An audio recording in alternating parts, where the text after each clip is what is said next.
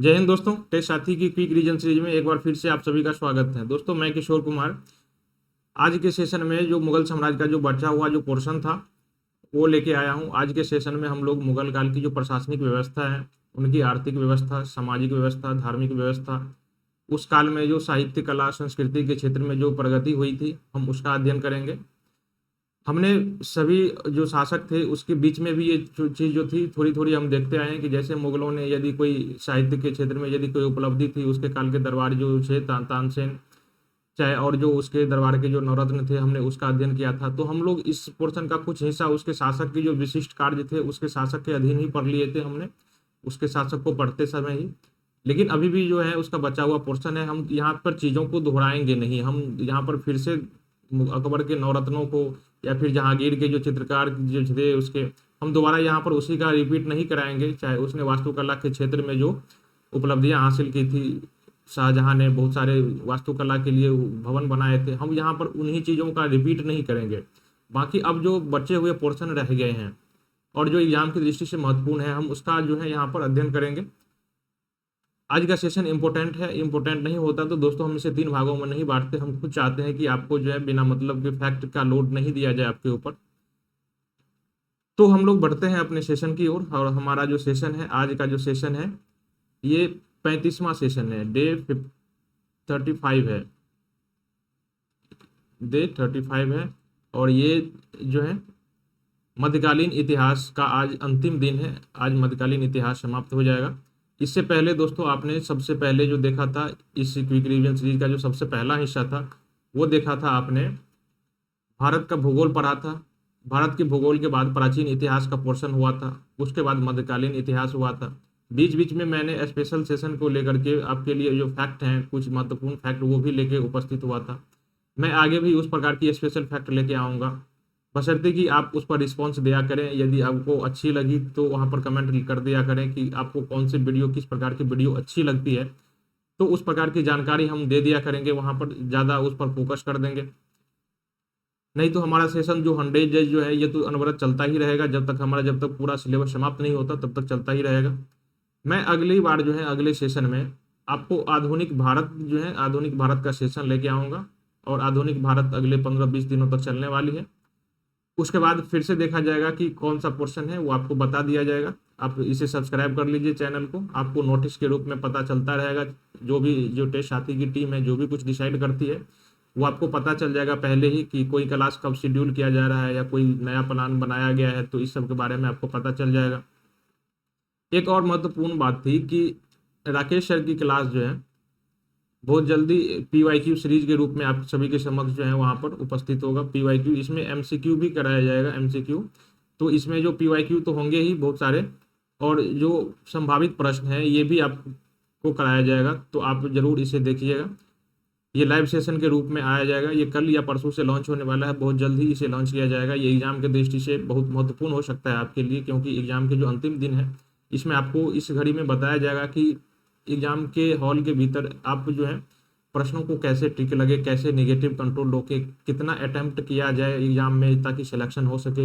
इन चीज़ों की जानकारी जो है आपको इस क्लास में दी जाएगी। हमारा जो क्विक रिवीजन सीरीज है ये चलता रहेगा ऐसे ही, और ये एक एक्स्ट्रा क्लास हो जाएगी। तो हो सकता है कल या परसों से आपको प्रतिदिन 2-2 क्लास जो है आपको करने पड़ जाए। फिलहाल आपका जो है हम क्विक रिवीजन सीरीज लेके आए हैं और बढ़ते हैं। हमारा जो अगला आज का जो सेशन है मुगल साम्राज्य का, आप बता चुके हैं हम पहले ही कि मुगल साम्राज्य की हम पहले ही जो है प्रशासनिक व्यवस्था देखेंगे।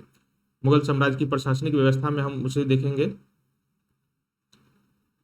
उसकी मुगल का जो प्रशासन है हम उसमें 3 भागों में बांट कर देखेंगे। उसका केंद्र का प्रशासन जो है केंद्र स्तर पर, उसके बाद हम जो है उसका प्रांतीय प्रशासन देखेंगे, फिर हम प्रांतीय प्रशासन के बाद जो है उसका जिला के स्तर पर जो प्रशासन है, जिला प्रशासन कैसे होता है। फिर जो है इसके काल में परगना हुआ था, परगना के बाद जो है इसके बाद जो आ जाता है ग्राम प्रशासन। दोस्तों, मुगल काल का प्रशासन एग्जाम की दृष्टि से महत्वपूर्ण है। महत्वपूर्ण इसलिए है, इसकी हर एक चीज़ों को जानना आपके लिए जरूरी है। पहला कारण तो ये है कि मुगल काल के बाद तुरंत जो है अंग्रेज आए थे, तो इन्होंने इसे हूबहू उसे वैसे ही अपना लिया था। दूसरा, आधुनिक भारत में अभी वर्तमान में जितने भी जो निचले लेवल के कर्मचारी हैं या उपले लेवल के कर्मचारी हैं, कहीं ना कहीं यहीं से प्रभावित हैं। इसका असर देखने को मिलता है हमारे प्रशासन पर। आप यहाँ से तुलना कर सकते हैं, जब इसे पढ़ेंगे, आपने पॉलिटी में पढ़ाई होगा, इकोनॉमी में पढ़ाई होगा, तो आप खुद ही अनुमान लगा सकते हैं कि वे कौन कौन सी चीज़ थी जिसे इसे बाद में अंग्रेजों ने अपनाया था, और अंग्रेजों के बाद जो है फिर से आज़ाद भारत में इसे ज्यों के त्यों अपना लिया गया था। क्योंकि ये 19वीं शताब्दी तक, 1857 ईस्वी तक मुगल साम्राज्य रहता है, भले ही मुगल सत्ता चली जाए, लेकिन आपने देखा था कि अंग्रेजों के काल में भी मुगल जो थे, मुगल सम्राट को ही भारत का एकमात्र छत्र जो है, एकमात्र शासक माना जाता था। इसके समाप्त होने के बाद भी 1857 की क्रांति में आपने देखा था कि एक जो वृद्ध शासक था मोहम्मद शाह जफर, उसके जो है सिंहासन विहीन होने के बावजूद भी लोगों ने, जो दिल्ली के हैं या फिर देश के अन्य भागों के लोगों ने, उसे एक प्रतीक के रूप में जो है भारत का शासक, प्रतीक के रूप में ही सही, भारत का शासक जो है वहां पर चुना था। तो आप देख रहे हैं कि 19वीं शताब्दी तक इसका शासन जो है चलता रहा है। तो इसकी प्रशासन की जो है बहुत सारे ज्यों के त्यों अपना लिए गए थे अंग्रेजों के काल में और बाद के काल में भी। एग्जाम की दृष्टि से इसलिए बहुत महत्वपूर्ण हो जाते हैं। तो आप जो है इसको बहुत ही गौर से पढ़िएगा, और हम बहुत ही बारीक लेवल पर इसको पढ़ाएंगे। ये आपको मैथ्स में भी काम आएगा, क्योंकि हम बहुत ही बारीक ढंग से पढ़ा रहे हैं आपको, जिस तरह से पूछे जाएंगे। प्रशासन में जो मंत्रियों के शब्दावलियां हैं, ये आप इसे याद रखिएगा। एग्जाम में यही सब पूछा जाता है, शब्दावली और इसके जो है कार्य क्या है। कुछ मंत्रियों के नाम दे देंगे और उससे पूछा जाएगा कि ये किस डिपार्टमेंट से संबंधित थे।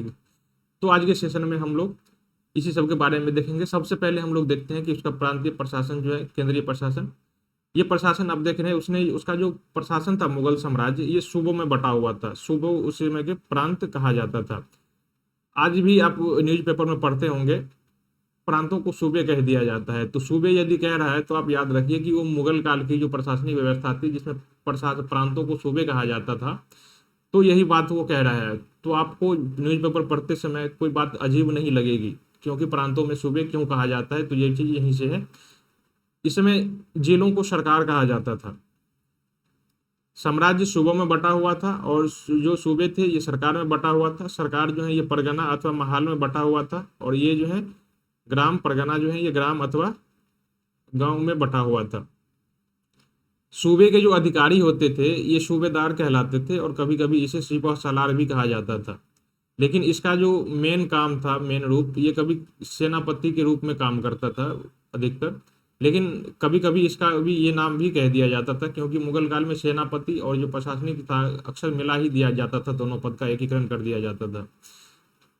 तो सूबेदार होता था और कभी कभी सिपह सालार भी होता था।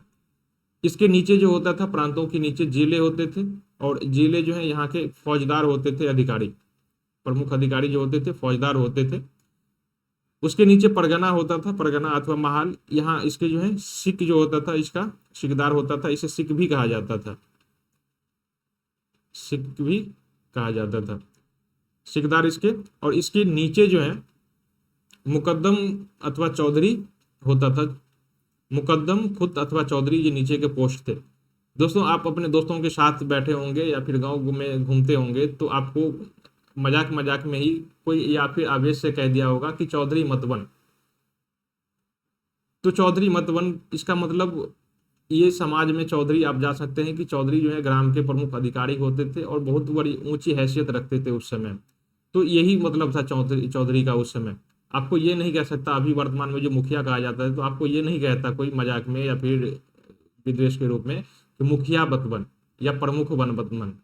आपको कह दिया जाता कि चौधरी मत बन, क्योंकि इसके पास बहुत सारे अधिकारी होते थे मुगल काल में, एक अच्छे जो है समाज पर पकड़ रहती थी, इसलिए इसे अभी वर्तमान में चौधरी कहा जाता है, मजाक में अभी भी इसका उपयोग किया जाता है। तो हमने इसका ओवरव्यू देखा था, इस बार मुगल प्रशासन का एक ओवरव्यू देखा था। अब हम इसे डिटेल से देखे हैं। सबसे ऊपर, प्रांत से ऊपर जो है ये केंद्र होता था। केंद्र के ऊपर जो है केंद्र का जो प्रमुख होता था, ये तो बादशाह होता था, ये तो देखेंगे। अब हम इसे बारीक से देखते हैं। हमने एक ओवरव्यू देख लिया था कि कैसे बटा था उसका मुगल साम्राज्य का प्रशासन। हम इसके केंद्रीय प्रशासन को देखते हैं, क्योंकि आप जानते हैं कि बाबर और हुमायूं बहुत ही छोटे काल तक शासन किया था, और उसके छोटे काल में प्रशासन को जो है, और दूसरी बात, उसने प्रशासन देश के बहुत ही छोटे हिस्से पर, भारत का जो उत्तर पश्चिम का जो इलाका है वहीं पर उसने शासन किया था। तो अपने रहते उन्होंने भारत में एक बहुत बड़ी प्रशासनिक तंत्र की स्थापना नहीं कर पाया था, बाबर और हुमायूं ने। लेकिन जो इसकी स्थापना का जो श्रेय जाता है, यहाँ पर प्रशासन की जो स्थापना का श्रेय जाता है, वो शेरशाह सूरी को जाता है। और शेरशाह सूरी के बाद उसे ज्यों का त्यों जो है अकबर के काल में अपना लिया गया था। उसमें बहुत सारे फेरबदल भी किए गए थे, क्योंकि अकबर ने 50 साल से ऊपर तक शासन किया था यहाँ पर मुगल वंश पर, तो उसे काफी समय मिला था अपनी शासन व्यवस्था को दुरुस्त करने के लिए, और उसने किया भी शासन व्यवस्था को दुरुस्त। उसकी प्रशासनिक व्यवस्था बहुत ही अच्छी थी। अकबर के शासन काल में 4 मंत्री पद थे, जिसे एक को वजीर कहा जाता था, जो वकील भी कहलाता था। दूसरा था दीवान, मीर बख्शी और सद्र। हम लोग देखते हैं कि इनके डिपार्टमेंट क्या थे, उनके कार्य क्या थे, और ये आपके लिए बहुत ही महत्वपूर्ण हो सकता है। तो आपसे ये भी पूछ लिया जा सकता है कि मुगल काल में पहली बार इन पदों की स्थापना किसने की थी? तो इसे अकबर के काल में ही इन पदों की स्थापना की गई थी। सबसे पहला जो मंत्री था इसका, ये वजीर था, जिसे वकील भी कहा जाता था। ये साम्राज्य का जो है प्रधानमंत्री होता था। इन्हें सैनिक और असैनिक दोनों प्रकार के मामलों में असीमित अधिकार प्राप्त थे। ये प्रधानमंत्री की तरह होता था वर्तमान में आप। और ये इतना अधिकारी शक्तिशाली होता था कि जो बादशाह होते थे, राजा, उसके नीचे दूसरा साम्राज्य का दूसरा सबसे प्रमुख अधिकारी होता था। ये साम्राज्य का दूसरा प्रमुख अधिकारी होता था, दूसरा प्रमुख होता था। जब भी साम्राज्य के जो बादशाह हैं, ये किसी अभियान के लेकर के, यदि किसी युद्ध अभियान में हो या फिर साम्राज्य से बाहर हो, तो देश की जो है प्रमुख यही हुआ करता था इस समय, वकील अथवा वजीर। ठीक। दूसरा था दीवान। अकबर ने वजीर के एकाधिकार को समाप्त करने के लिए इस पद की स्थापना की थी। अब यहाँ पर देखिए, ये यदि अधिक शक्तिशाली हो जाएगा तो फिर ये क्या करेगा? शक्तिशाली होके फिर ये तानाशाही बन जाएगा, और हो सकता है ये बाद में बादशाह को ही हटाने की साजिश करने लगे, दरवाजी साजिश करने लगे। बाद में कई बार ऐसा हुआ भी था। अकबर के बाद जितने भी शासक हुए, आपने देखा था कि उसके दरबार में जो है बहुत सारे षड्यंत्र हुए थे सत्ता को लेकर के। लेकिन यहाँ पर नहीं हुआ था, क्योंकि इसने शक्ति संतुलन को जो है बनाए रखने के लिए 2 पद दिया था। एक के पास सैन्य तो रहेगा, लेकिन उसके पास आर्थिक क्षमता नहीं रहेगी। बिना पैसे की वो क्या कर लेगा? सैन्यों को बिना क्या करेगा? वित्त मंत्री को और सैन्य मंत्री को, दोनों को इसने दोनों पोस्ट को अलग कर दिया था। तो इसने दीवान का जो पद का सृजन किया था, वो वजीर के एकाधिकार को समाप्त करने लिए किया था। ये वित्त और राजस्व का जो है सर्वोच्च अधिकारी होता था। सम्राट की अनुपस्थिति में ये भी शासन कार्यों को देखता था। तो आप यहाँ पर देखिए, पहले ये साम्राज्य का ये प्रधानमंत्री होता था, इसके असीमित अधिकार थे। ठीक। और यहाँ पर देखिए, शक्ति संतुलन के लिए इसने क्या किया? इसने सम्राट की अनुपस्थिति में इसे भी साधारण कार्यों को देखने के अधिकारी बना दिया था। मुगल काल में असद खान ने कहा जाता है कि सर्वाधिक 31 वर्षों तक दीवान के पद पर जो है कार्य किया था। तो ये आपके लिए नाम याद रखिएगा इसके। दीवान की सहायता के लिए बहुत सारे निम्न स्तर के जो अधिकारी थे, उसे उस पद का स्थापना किया गया था। पहला था दीवान ए खालिसा। ये दीवान ए खालिसा जो होता था, ये शाही भूमि की देखभाल करने वाला अधिकारी था। शाही भूमि वो होता था जिस पर जो राज दरबार थे, जो शासक थे, उसके प्रत्यक्ष नियंत्रण में हुआ करता था। और ऐसी भूमि जो है, खासकर जो राजधानी है उसके आसपास के इलाके में ही हुआ करता था। तो इसका जो शाही भूमि की देखभाल करता था, वो दीवान ए खालसा होता था। दीवान ए तन, ये वेतन और जागीरों की देखभाल करने वाला जो था, ये अधिकारी था। मुस्तौफी, ये आय व्यय का निरीक्षण करने वाला अधिकारी था। हमने बताया था कि मुगल काल में जो है 4 अधिकारी थे अकबर के काल में। 4 में से एक था वजीर, दूसरा था दीवान, और उसके बाद जो तीसरा था मीर बख्शी, और चौथा जो है ये सद्र ए कुल, इसे सद्र उस सुदूर भी कहा जाता है। मीर बख्शी जो है ये सैन्य विभाग का प्रधान होता था, और सद्र ए कुल जो है ये धार्मिक मामलों में बादशाह का सलाहकार होता था। इसका जो है, इसे कभी कभी शेख उल इस्लाम भी कहा जाता था। ठीक। तो आपने देखा इसके काल में जो है, अकबर के काल में 4 प्रमुख पद थे। पहला जो आपने देखा था, जिसे वकील या प्रधानमंत्री कहा जाता था। दूसरा पद देखा आपने, वकील के बाद जो था दीवान था, और यहाँ पर मीर बख्शी और ये सदर ए कुल था। वकील ये प्रधानमंत्री के बराबर का पद था, ये वित्त मामलों का था। मीर बख्शी ये सैन्य मामलों का था, और एक अगला जो था ये धर्म के मामलों का था। तो आप इस तरह से देखते हैं कि सभी डिपार्टमेंट जो है अलग अलग था और सभी डिपार्टमेंट के एक दूसरे पर जो है निगरानी रखते थे। इसे ही शक्ति संतुलन का सिद्धांत कहा जाता है। यदि एक लोग तानाशाही बनने लगेगा तो उसकी शक्ति को दोबारा दूसरा नियंत्रित करेगा, दूसरा इस पर नियंत्रित करेगा, क्योंकि ये सेनापति तो है लेकिन बिना इसकी वेतन कौन देगा? ये वित्त मंत्री। ये प्रधानमंत्री तो है, समस्त राज्य के कार्यों का प्रशासन तो करेगा, लेकिन ये बिना पैसे के क्या करेगा? दूसरी बात, इसके पास पैसे तो है लेकिन ये सेना रखने की जिम्मेदारी इसकी है। तो इसे ही शक्ति संतुलन का कार्य जो है कहा जाता है। और इसने बहुत ही बुद्धिमानी पूर्ण जो है अकबर ने इसकी स्थापना की थी इन पदों की। इसके जो है ये केंद्रीय स्तर के जो अधिकारी थे, ये 4 प्रमुख अधिकारी थे। इसके और भी अधिकारी हैं, ये सभी जो हैं केंद्र के ही अधिकारी हैं। तो वो तो जो थे वो 4 प्रमुख अधिकारी थे। आपने मौर्य काल में देखा था एक बहुत बड़ी प्रशासनिक मशीनरी थी, ऐसे ही यहाँ में भी बहुत बड़ी प्रशासनिक अधिकारी हैं। वो 4 जो थे साम्राज्य के उच्च लेवल के थे। जैसे अभी आप देखते हैं ना केंद्र में देखते हैं वित्त मंत्री हैं, उसकी निर्मला सीतारमन, उसके बाद जो गृह मंत्री हैं अमित शाह।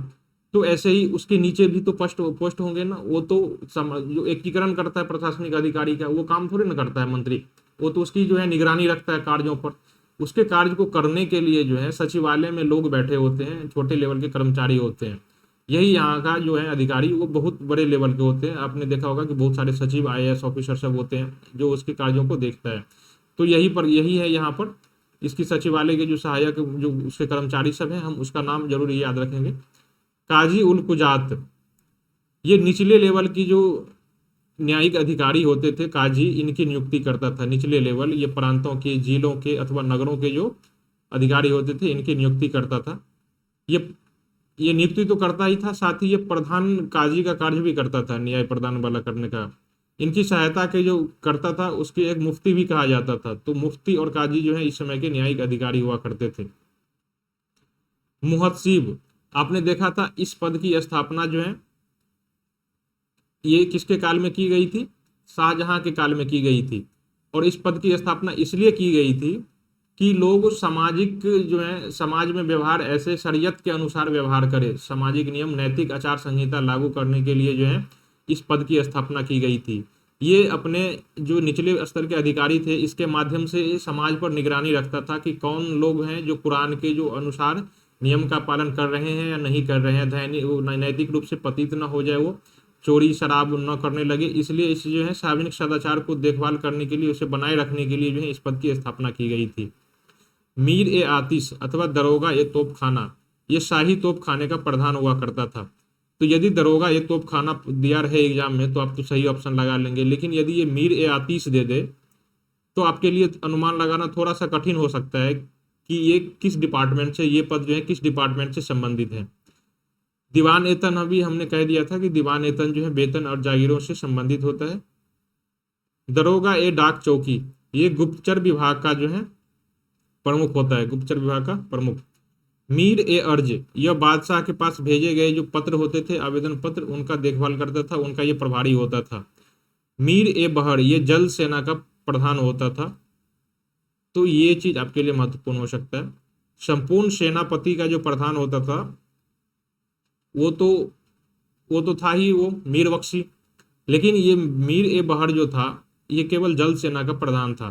तो ये आपके लिए जो महत्वपूर्ण है, ये पद हो गया, ये पद हो गया मुहत्सिब अधिकारी। तो इन शब्दावलियों को याद रखिएगा, इनके जो डिपार्टमेंट हैं, इनके जो कार्य हैं उन्हें याद रखिएगा, क्योंकि यही सब आपसे पूछ लिया जा सकता है कि ये पद किससे संबंधित है। मीर ए तोजक, इसे मीर ए तुजुक भी कहा जाता है। ये धर्मानुष्ठान अधिकारी हुआ करता था।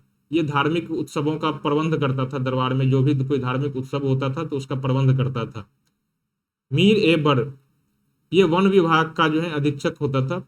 मीर ए वन विभाग का अधीक्षक होता था। दूसरा जो है नाजिर ए वजुयात, नाजिर ए वजुयात, अब देख रहे हैं ये शाही कारखानों का अधीक्षक होता था, शाही कारखानों का अधीक्षक होता था। शाही कारखाने क्या बनाते थे? तो दोस्तों ये जितने भी शाही सैनिकों के लिए जो हथियार वगैरह होते थे, अस्त्र शस्त्र होते थे, ये अपने शाही कारखाने में ही बनाए जाते थे। दरबार की जरूरत से चीजों जो दरबार की जो जरूरत की चीजें थी ये अपने शाही कारखाने में ही बनाया जाता था। बाद बाहर से तो मंगाया ही जाता था, यदि दरबार में नहीं बन पाया उसके अपने कारखाने में तो बाहर से आयात किया जाता था। बाकी चीज वो, जैसे अभी भी देखते हैं कि भारत सरकार के अपने उत्पादन कारखाने हैं, जिसमें बहुत सारे अस्त्र शस्त्र बनाने के लिए DRDO हैं। उसके बाद इसरो का देखते हैं, इसरो और भी सैन्य संगठन है, मेडिकल के क्षेत्र में, विज्ञान के क्षेत्र में बहुत सारे हैं। तो ये भारत सरकार के अपने जो है कारखाने की तरह भांति कार्य करता है। तो यही शाही कारखाने था। यही जो कार्य भारत सरकार के लिए आज DRDO इसरो वगैरह कर रही है, ये शाही कारखाने वही काम उस समय करती थी। नाजिर भले ही उस समय ये इसरो सैटेलाइट लॉन्च नहीं करती थी, लेकिन DRDO की तरह हथियार ये इसके शाही कारखाने जरूर बनाते थे। वाकिया नवीस ये समाचार लेखक होता था। खुफिया नवीस ये गुप्त पत्र के लेखक होते थे। आप इन दोनों पदों में अंतर देख सकते हैं। ये बारीक अंतर जो है इसे आप जरूर याद रखिएगा। वाकिया नवीस समाचार लेखक होते थे, समाचार सार्वजनिक पदों के जो होते थे, सार्वजनिक जो समाचार होता था उनकी ये प्रमुख थे, उनकी देखभाल करता था। लेकिन जो गुप्त पत्र होते थे उन्हें केवल खुफिया नवीस कहा जाता था। वर्तमान में जो हमारे IB हैं, रॉ हैं, या फिर और जो कोई इंटेलिजेंस एजेंसी है, तो इनकी जो है यही कार्य ये करता था उस समय। परवानची ये जो था, ये ऐसी आज्ञाओं को लिखने वाला था जिस पर सम्राट की मुहर की आवश्यकता नहीं पड़ती थी। हरकारा ये जासूस और संदेशवाहक दोनों की भूमिका निभाते थे। हरकारा स्वनिधि निगार ये भी एक समाचार लेखक होते थे। वितिकची अकबर ने अपने शासनकाल के 19वें वर्ष में सभी घटनाओं और खबरों की लिखने के लिए इसकी नियुक्ति की थी। इसके अतिरिक्त यह प्रांतों की भूमि और लगान संबंधी कागजात भी तैयार करता था। वितिकची, तो ये पद आप याद रखिएगा।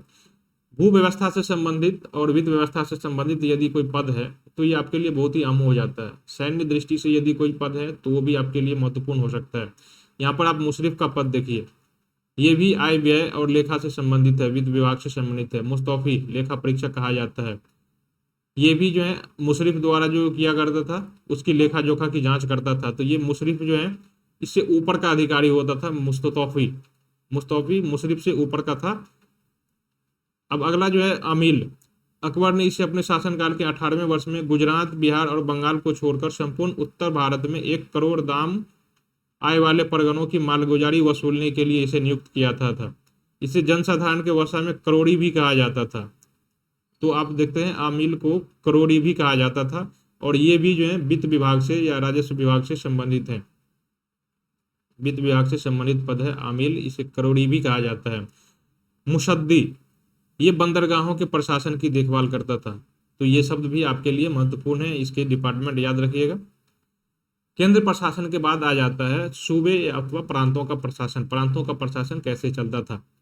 अकबर ने अपने संपूर्ण साम्राज्य को 12 सूबों में विभाजित किया था। तो ये चीज आपके लिए महत्वपूर्ण है कि अकबर के शासनकाल में मुगल साम्राज्य में कितने सूबे थे। ठीक, प्रारंभ में 12 सूबे थे, लेकिन बाद में जो है अकबर ने दक्षिण में अभियान चलाया था। उसके बाद बरार खानदेश और अहमदनगर को जीत कर जो है मुगल साम्राज्य में मिला लिया था। जब इसे जीत लिया था तो शासन के उसके अंतिम काल आते आते इस सूबों की संख्या 15 हो गई थी। तो प्रारंभिक काल में 12 थे, बाद में इसे 15 तक हो गया था। शाहजहां ने बाद में कश्मीर, थट्टा और उड़ीसा को भी एक स्वतंत्र सूबा बना दिया था। मतलब जितने सूबे थे उसी को कोई जीता नहीं था, बल्कि जितने पहले से थे उसी का विभाजन करके एक अलग स्वतंत्र सूबा बना दिया था। तो ये बढ़कर 18 हो गई थी। औरंगजेब ने जीते थे बीजापुर और गोलकुंडा को जीत करके अपने साम्राज्य में मिलाया था। इसके काल में जो है सूबों की संख्या 20 हो जाती है। तो आप यहाँ देख रहे हो कि अकबर के काल में पहले 12 था, लेकिन उसने फिर बाद में उसे बढ़ा करके 15 कर लिया। तो बाद में फिर शाहजहां ने उसे बढ़ाकर 18 कर लिया और 18 से बढ़कर 20 कर लिया। मुगल साम्राज्य में ये मैक्सिमम था। इससे जो ज्यादा है किसी ने भी इससे ज्यादा सूबों पर शासन नहीं किया था। जैसे आपने देखा था कि संपूर्ण सल्तनत काल में जो है, सल्तनत काल में जितने भी शासक हुए थे उस सभी में सबसे जो बड़ा विस्तृत साम्राज्य था मोहम्मद बिन तुगलक का था। ये बहुत बड़े क्षेत्र पर जो है इसने शासन किया था, और भारत सल्तनत की जो सबसे विस्तृत सीमा थी इसी के शासनकाल में थी। लेकिन इसी के साथ जो है विघटन शुरू हो जाता है। इसी के बाद यहाँ भी ऐसा ही होता है। औरंगजेब ने सबसे ज्यादा जो है सूबों पर शासन किया था। भारत के लगभग सभी क्षेत्रों पर इसने शासन किया था। और इसी के काल में जो है साम्राज्य का विघटन शुरू हो जाता है, क्योंकि इसके बाद जितने सारे शासक हुए सभी अयोग्य शासक हुए थे। और इसके बाद से ही साम्राज्य में जो है बहुत छोटे छोटे राजवंश का जो है उदय होना शुरू हो जाता है। बंगाल में शासक स्वतंत्र शासक स्थापित कर लेते हैं। पंजाब में, राजस्थान में बहुत सारे शासन स्थापित हो जाते हैं। दक्षिण में इस तरह से जो है बहुत सारे शासन स्थापित हो जाते हैं। हम सभी के राजवंश नहीं जानेंगे, जानना जरूरी भी है नहीं है। औरंगजेब के बाद जितने भी शासक हुए थे वे महत्वपूर्ण नहीं थे, लेकिन इसके बाद जो युद्ध हो जाता है, जैसे कि आप जब पानीपत का तृतीय युद्ध पढ़िएगा, मराठा शासक, तो जब मराठा का आसपास में जो आसपास के जो देश थे वहां पर उसने आक्रमण किया था, अपने पड़ोसी राज्यों को वहां पर पड़ोसी राज्यों को परेशान किया था। तो हम जब मराठा शासक पढ़ेंगे तो वहां उसको देख लेंगे। जब हम अंग्रेज काल में जाएंगे तो आधुनिक भारत में देखेंगे कि बंगाल पर शासन था, तो बंगाल के जो उसके जो शासक थे तो ये यहीं से विघटित होके जो है वहां पर गया था, बंगाल में स्वतंत्र राज्य की स्थापना कर ली थी। फिर जो है एक एक करके भारत के सभी प्रदेशों को जीतता है अंग्रेज और यूरोपीय शक्ति। तो जितने भी यूरोपीय शक्ति जीता वहां पर शासक, वो सभी जो है मुगल साम्राज्य से विघटित होके ही बने थे राज्य। तो हमको अलग से पढ़ने की जरूरत नहीं है, जब हम आधुनिक भारत को पढ़ेंगे तब हम वहां पर पढ़ लेंगे। यहाँ पर कई लोग कर देते हैं कि यहाँ पर जो है मुगल साम्राज्य से विघटित हुए राज्यों की एक सूची बना देते हैं और उसके बाद जो है सूची की शासक राज राजधानी उसकी याद रटवा देते हैं। लेकिन मुझे लगता है कि ये सब जो है ओवरलोडिंग होगा आप पर। हम जब आपको वहां पर पढ़ाएंगे, आपने देखा था कर्नाटक में 3 युद्ध हुए थे, ऐसे ही अफगानों के साथ भी हुआ था, आंग्ल सिख युद्ध हुआ था, मराठों के साथ युद्ध हुआ था, टीपू सुल्तान के साथ हुआ था। तो हम लोग सबके साथ, तो हैदराबाद के जितने भी हुए थे, तो सभी शासक को तो हम पढ़ ही लेते हैं, बंगाल को भी देखे ही है। तो हमने सभी शासक को अंग्रेज काल में जो है जब हम आधुनिक भारत पढ़ेंगे तो उसमें तो पढ़ेंगे ही, तो फिर दोबारा एक ही चीजों को बार बार नहीं पढ़ना चाहिए, रिवीजन में समय मिले, इसलिए आपका नोट जो है शॉर्ट होना चाहिए, ठीक है। तो मैं यहाँ पर कुछ भी नहीं कराऊंगा। इस शासक जो छोटे छोटे शासक है, 20 प्रांतों के कौन कौन से शासक थे, इसके विघटन के बाद जो शासन स्थापित हुए थे ये कौन कौन से थे, तो हम इन चीजों को यहाँ पर नहीं करा रहा हूँ, बल्कि जब हम आधुनिक भारत पढ़ेंगे तो वहां पर मैं उसको कराऊंगा। फिलहाल हम लोग प्रशासन देखते हैं, सूबे प्रशासन, इसके भी अधिकारी थे। इसके तो अभी तो हमने देखा कि किन किन शासकों के काल में कितने कितने सूबे थे। अब इनके सूबे के जो अधिकारी हैं, महत्वपूर्ण अधिकारी, उनकी सूची देख लेते हैं। सूबे के जो सिपह सालार थे, इसे सूबेदार अथवा गवर्नर भी कहा जाता था कभी कभी, ये सबसे प्रमुख अधिकारी होता था यहाँ का। ये भी सैन्य और असैन्य अधिकारी जो होता था सभी प्रकार के अधिकार रखते थे। प्रांतीय दीवान, ये वही दीवान था जो केंद्र के लेवल पर होता था, तो यहाँ भी दीवान होता था, ये प्रांतों के दीवान होते थे। और इसके नीचे ही का जो पद था बख्शी, ये सेना की काम जो है सेना की देखभाल करता था, प्रांतों का सेनापति होता था। तो आप मीर ए बख्शी देख चुके हैं, वो मीर ए बख्शी केंद्रीय सेनापति होता था। यहाँ पर बख्शी है जो प्रांतीय सेनापति है, केवल प्रांतों की जो सेना था, सूबे की सेना, इसकी देखभाल करता था और सूबे की समस्त सेना जो है इसके नियंत्रण में रहा करती थी। प्रांतीय सद्र अथवा मीर ए अदल, ये जो है सद्र की दृष्टि से यह प्रजा के नैतिक चरित्र का और इस्लाम धर्म के कानूनों की व्यवस्था करता था। प्रांतीय सद्र अथवा मीर ए अदल, ये जो है केंद्र के जो अधिकारी होते थे, मुहत्सिब, ये उन्हीं के पैरेलल ये पोस्ट था, उन्हीं के जैसा कार्य करता था। तो मुहत्सिब जो केंद्र में कार्य करता था, जो कार्य केंद्र के लिए ये करता था मुहत्सिब, यही कार्य अब प्रांतीय सद्र अथवा मीर ए अदल, यही कार्य ये प्रांतों के लिए कर रहा है। मीर ए अदल और मुहत्सिब दोनों का काम सेम है, लेकिन ये केंद्र का अधिकारी है और ये प्रांतों का अधिकारी है। कोतवाल, ये सूबे की राजधानी और बड़े बड़े नगरों की कानून व्यवस्था की जो है देखभाल करता था, ये कोतवाल, ठीक। प्रांतों के बाद आ जाता है जो सरकार थे उस समय की, जिले प्रशासन, वो कैसा था और उसके जो प्रमुख अधिकारी है वो कौन कौन से थे। फौजदार जो है जिले का मुख्य प्रशासक होता था, ये वर्तमान डीएम और कलेक्टर जो होते हैं इसके बराबर था, ये डीएम और कलेक्टर के पोस्ट के बराबर था ये।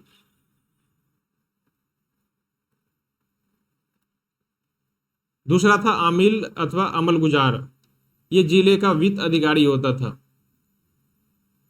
इसे आप याद रखिएगा, अभी हमने जब केंद्र में ये पोस्ट पढ़ा था तो हमने कहा देखा था कि यहाँ पर इसे करोड़ी नाम दिया गया था, करोड़ी का नाम दिया गया था आमिल को। और यही जब राज्य में आ जाता है, सूबे में, तो इसे जो है एक वित्त अधिकारी बना दिया जाता है। वित्त तो पहले भी था, इसे ये अमूलगजार कहा जाता है, अमूलगजार अथवा अमील कहा जाता है। वित्तीक्षी ये तो लिपिक का काम था, ये वहां पर भी वही काम करता था जो भूमि और राजस्व संबंधी देखभाल करता था। कोतवाल या प्रांतों में भी देख चुके हैं, ये नगर में शांति और सुरक्षा का स्थापित करने का कार्य करता था, सफाई व्यवस्था का कार्य करता था। वर्तमान में जो नगर निगम का जो कार्य है, नगर निगम का जो कार्य है यही ये कार्य करता था कोतवाल, ठीक है। खजानदार ये जिले का खजांची होता था, वर्तमान में जो कलेक्टर का पद है। और काजी ए सरकार ये न्यायिक अधिकारी होता था, वर्तमान जो जिला न्यायाधीश होते हैं,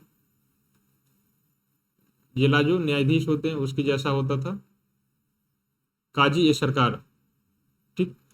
औरंगजेब के काल में जब जजिया और जकात लगा दिया गया था तो इनकी वसूली करने का अधिकार भी था, ये काजी ए सरकार का ही कार्य था, क्योंकि ये दोनों धार्मिक करते। अब निचले प्रशासन देखते हैं। सिकदार ये परगने का प्रमुख अधिकारी होता था, परगना जो है ये ब्लॉक होता था उस समय का, और इसका प्रमुख अधिकारी होता था ये। आमिल ये परगने का वित्त अधिकारी था। तो आमिल आप देख सकते हैं, इसके तीन तीन आप केंद्र में थे, इसको देखे हैं करोड़ी नाम से, प्रांतों में भी देखे हैं वित्त अधिकारी था। आमिल यहाँ भी परगने का वित्त अधिकारी था। तो जब भी ये ऑप्शन आए तो आप इसे जरूर याद रखिएगा कि ये वित्त अधिकारी हैं, और तीनों के बीच में भेद जो है जरूर आप याद रखिएगा। कानून ये वर्तमान पटवारियों के समान है। दोस्तों ये पटवारी जो है ये पद आप देख चुके हैं कि वर्तमान में यूपी पीसीएस या यूपी में जो बहुत सारे पोस्ट निकलते हैं पटवारियों के, ये नाम यहीं से दिए गए हैं मुगल काल से ही। अभी इसलिए हमने बताया था आपको कि सभी जो है आपको इसको बारीकी से पढ़ने की जरूरत है। बहुत सारे ऐसे आपको नाम मिल जाएंगे जो अभी वर्तमान में इसी काल से चल रहा है। मुकद्दम अथवा चौधरी ये गांव का प्रधान होता था, और वर्तमान में भी यही नाम जो है यूज किए जाते हैं, खासकर उत्तर पश्चिम भारत का जो क्षेत्र है यहाँ पर, पश्चिमी जो है ये इलाका, खासकर पश्चिम में हरियाणा में भी इसी नाम को उपयोग किया जाता है। अब हम लोग उसकी जो काल के सामाजिक परिस्थितियां थी हम उनको देख लेते हैं। मुगल काल के दौरान सामाजिक परिस्थितियां, इस अवधि के दौरान जो है कई यूरोपीय व्यापारी भारत आए थे। उन्होंने भारत में भ्रमण किया था, भारत में घूमा था, और उसी यूरोपीय ने जो है भारत के समस्त विवरण को जो है एक अपने बुक में, पुस्तक में लिख कर छोड़ा है। तो हम लोग उसी के विवरण को पढ़ के जो है इस काल के समाज का जो इतिहास है वो लिख पाते हैं, उसके बारे में जानकारी हासिल हो पाती है। दूसरा, इस काल में बहुत सारे बायोग्राफी भी लिखे गए थे, अकबरनामा, बाबरनामा, हुमायूंनामा, बहुत सारे ऐसे ग्रंथ लिखे गए थे। बाद में जहांगीर ने भी लिखा था, तो इसने भी बहुत सारी जानकारियां छोड़ दी है हमारे लिए। तो इन चीज़ों से जो है वहाँ की जो तत्कालीन भारत की जो सामाजिक स्थिति, इसकी जानकारी प्राप्त हो सकती है। इस काल की यदि सामाजिक व्यवस्था की बात करें, ये तो हो गया सोर्स कि इस काल की जानकारी कहाँ से प्राप्त होती है इस तरह की। दूसरा, इस काल की सामाजिक व्यवस्था थी कैसे, तो ये सामाजिक ढांचे के जो है सामंती ढांचे पर आधारित था। सामाजिक सामंती ढांचा कैसा होता है, सबसे ऊपर में राजा होता है, उसके नीचे सामंत होते हैं बहुत सारे, सामंत के नीचे जो है अर्ध सामंत अथवा होते हैं, अर्ध सामंत टाइप का। फिर उसके नीचे जो है निचले अधिकारी होते हैं, ग्राम के अधिकारी होते, ग्राम लोग होते, सामान्य जनता जिसे कहते हैं।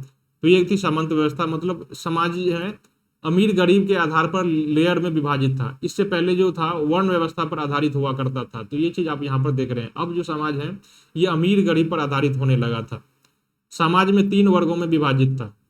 अब इससे पहले हम क्या पढ़े हैं कि समाज 4 वर्गों में वर्ण व्यवस्था पर आधारित होता था। सबसे ऊपर ब्राह्मण धर्म होता था, उसके नीचे वैश्य, शूद्र, क्षत्रिय ये सब होते थे। लेकिन यहाँ पर जो है अब समाज 3 वर्गों में संपत्ति के आधार पर विभाजन, अमीर, मध्यम वर्ग और गरीब वर्ग। ये भारत समाज में पहली बार इस समय उदित होता है।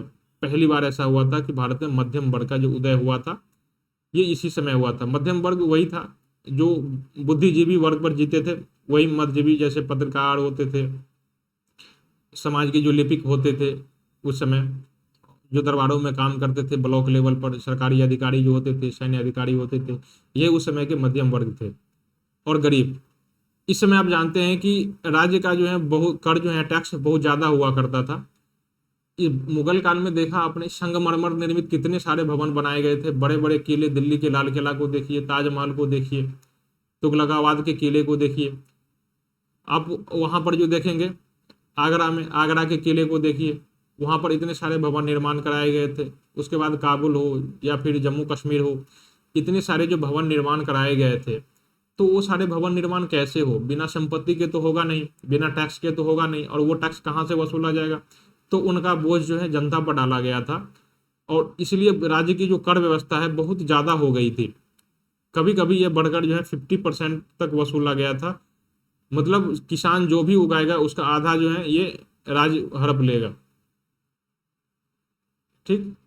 और उसके बाद जो है यदि आपने सिंचाई यूज किया है, राज्य की नहर का प्रणाली का उपयोग किया है, तो ये ऊपर से जोड़ा जाएगा।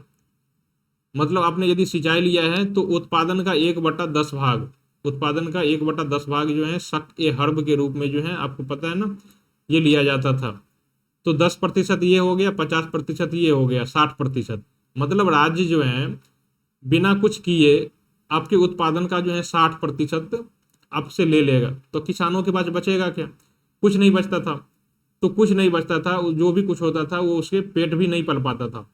तो वो अगली बार वो मोटिवेट नहीं होता था, वो निवेश नहीं कर पाता था खेती में। ठीक है। तो यही चीज थी इसकी कृषि व्यवस्था की, जो है कृषि व्यवस्था काफी प्रॉब्लम में आ गई थी, काफी दिक्कत में समस्या झेल रही थी इस समय। और इसका परिणाम ये हुआ कि औरंगजेब के बाद जो है मुगल वंश का जो है पतन होना शुरू हो गया था। क्योंकि साम्राज्य कोई भी हो, उसका आधार जो है वो आर्थिक ही होता है, वही से उसी पर वो टिकी होती है। आपने जो है मराठा प्रशासन भी देखा था, मराठा कितने शक्तिशाली थे, गुरिल्ला वार पद्धति में जो है निपुण था। भारत का वही एक जाति था जो गुरिल्ला वार जानता था, उसके अलावा भारत में कोई नहीं जानता था। इसके बावजूद भी वो बहुत दिनों तक शासन नहीं कर पाया था। क्यों नहीं कर पाया था? क्योंकि इतने दिनों तक शासन करने के बावजूद भी उसने अपने आर्थिक आधार को फैलाया नहीं था। वो चौथ और सरदेशमुखी टैक्स ही वसूल कर पूरा जीवन जो है मुगल वंश, सॉरी मराठा वंश, उसकी ऐसे ही उपजती रही थी। उसने कोई टैक्स नहीं दिया था। उससे बढ़िया तो आपने जो है राजपूतों के शासन को देखा था, राजस्थान में रेगिस्तान होते हुए उसने बहुत अच्छी जो है कृषि व्यवस्था, व्यापार पर ध्यान दिया था, जिसके कारण उसने इतने बड़े बड़े विशाल किले बनाए थे, इतने सारे भवन बनाए थे, और अच्छी जो है अच्छे समय तक उसने शासन कर पाया था। ये चीजें आपने मराठा के शासन में नहीं देखा था। यही चीजें यहाँ पर मुगल काल में भी हो जाता है। कर व्यवस्था बाद में औरंगजेब के काल में है जो चरपराने लगती है, और उसके बाद जो है साम्राज्य का विघटन हो जाता है। किसानों के पास कुछ बचता नहीं है जो वो निवेश करेगा खेती में, जो है। ठीक है। इस काल में एक और चीज था कि किसान जब तक भूकर जो है भूमि कर भुगतान करता रहेगा तब तक उसे जमीन से बेदखल नहीं किया जा सकता। लेकिन जैसे ही यदि उसे किसी कारणवश टैक्स नहीं पे कर पाया तो उसे भूमि से बेदखल कर दिया जाता था और किसी दूसरे को दे दिया जाता था। तो इतनी बड़ी जो है आप कह सकते हैं कि अन्याय किया जा रहा था उस समय।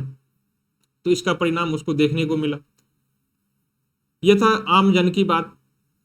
अब हम देखते हैं स्त्रियों की जो सामाजिक स्थिति थी। आपने देखा था कि यहाँ का समाज जो है 3 वर्गों में बटा था। एक तो अमीर वर्ग था, अमीर वर्ग में जो उस समय के शासक वर्ग थे, ये एक दूसरे के जो है देखा देखी करता था, बड़े शान शौकत की जीवन जीता था। इसकी डिमांड बहुत सारे थे, विदेशों से आयात कर इनकी पूर्ति की जाती थी, और इनके जो मांग होते थे, इन्हीं पर भारत का जो उस समय बहुत सारे शिल्प उद्योग बसे थे। इनके कपड़े जो थे भारत के अलग अलग क्षेत्रों से मंगाए जाते थे, इनके हथियार, इनके रानियों, बहुत सारी, सभी ने बहुत सारी सैकड़ों रानियां रखते थे ये लोग शौक से। ये सुल्तान के जो होते थे, बड़े केंद्र के जो शासक होते थे, इनकी नकल करता था।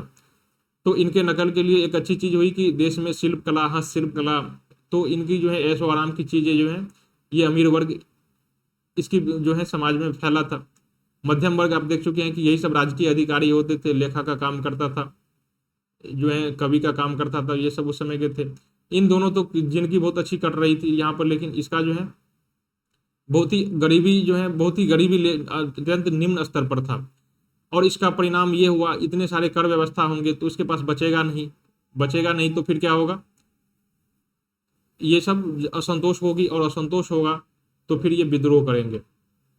जब भी साम्राज्य में असंतोष होगा, गरीब जनता में असंतोष होगा, तो विद्रोह होगा। आपने देखा था कि इस मुगल काल में एक अकाल भी पड़ा था जिसमें लाखों लोग मारे गए थे, तो उसने भी विद्रोह किया था।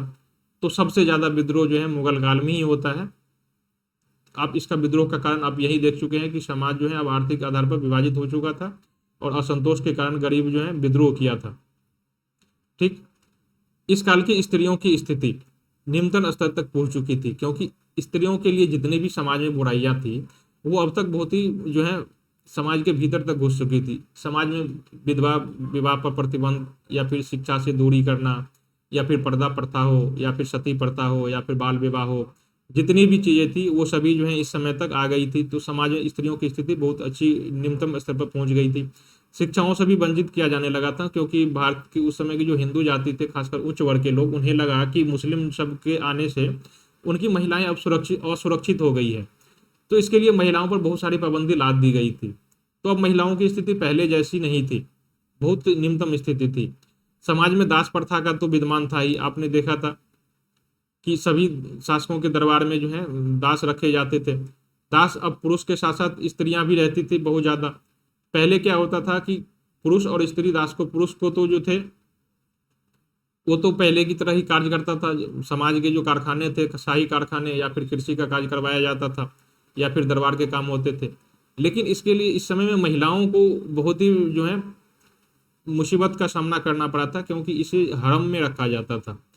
हरम एक प्रकार का शाही वैश्यालय होता था।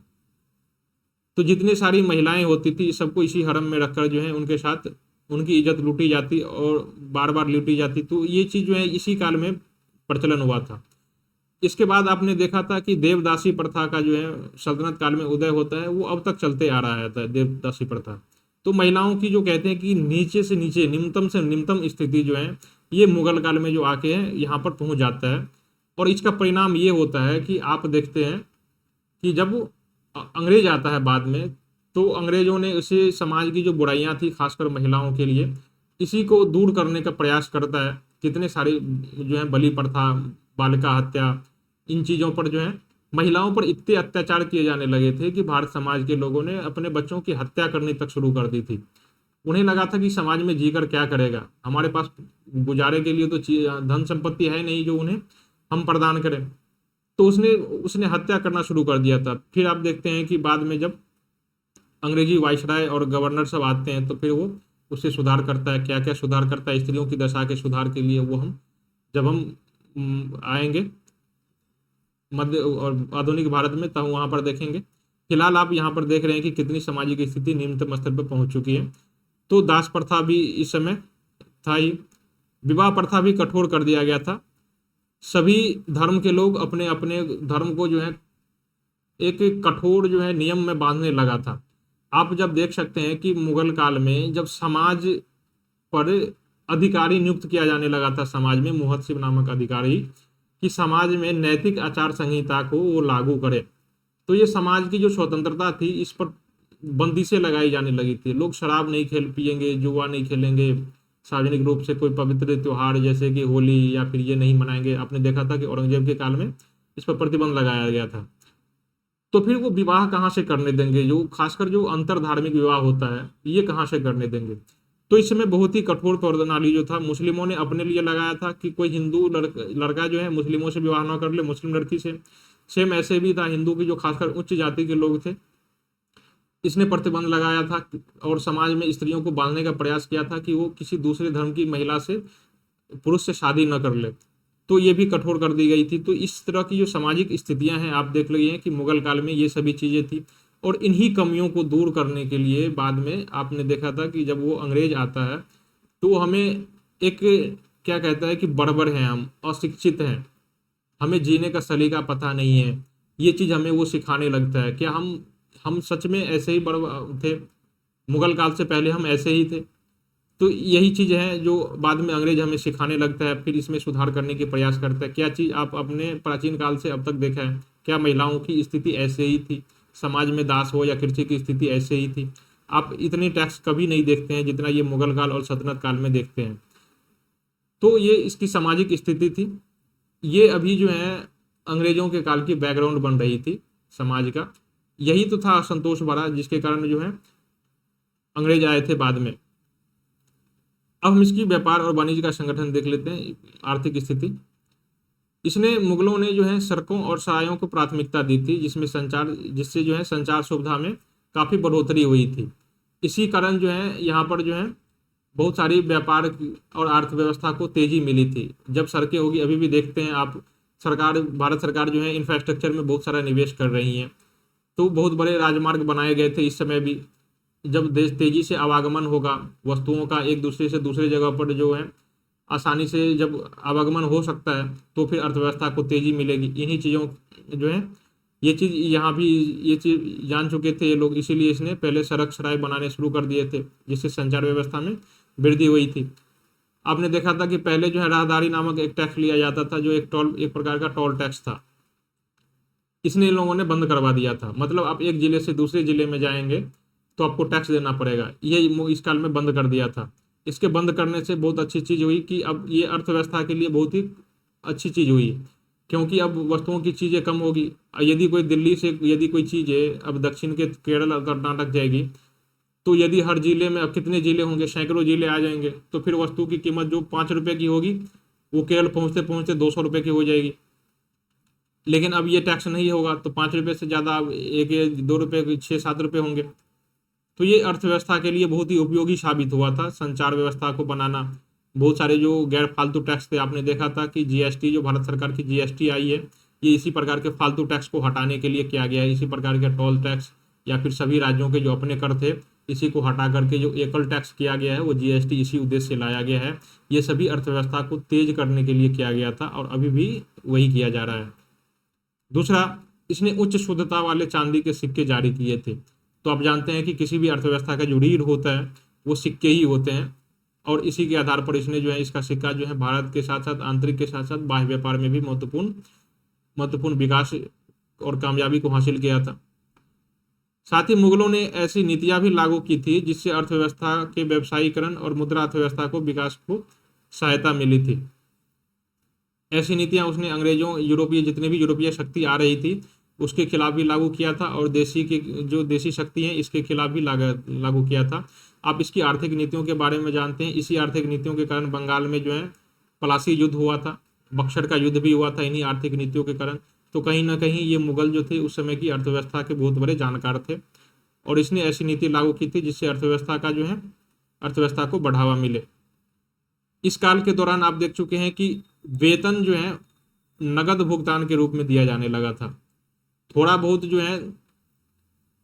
बहुत अभी भी दिया जाता था उसे जागीर के रूप में, लेकिन मैक्सिमम जो है जागीर प्रथा प्रचलित थी, थोड़ी बहुत थी, लेकिन अधिकतम जो है 90-95% सैलरी जो है नगद भुगतान में दिया जाता था। नगद भुगतान में मिलेगा तो फिर वो जो जिसको मिलेगा सैनिक अधिकारी जो हो या फिर जो भी हो उसे मिलेगा तो फिर वो भी नगद ही खर्च करेगा। तो इससे जो देश अर्थव्यवस्था में जो है सिक्के आधारित अर्थव्यवस्था बन गई थी। इससे पहले विनिमय आधारित अर्थव्यवस्था थी, उसमें अर्थव्यवस्था सीमित हो जाती है, लेकिन यहाँ पर जो है अर्थव्यवस्था का फैलाव होता है, ठीक है, सिक्के आधारित होने से। तो ये चीज जो इसके कारण भी अर्थव्यवस्था का बढ़ावा मिला था।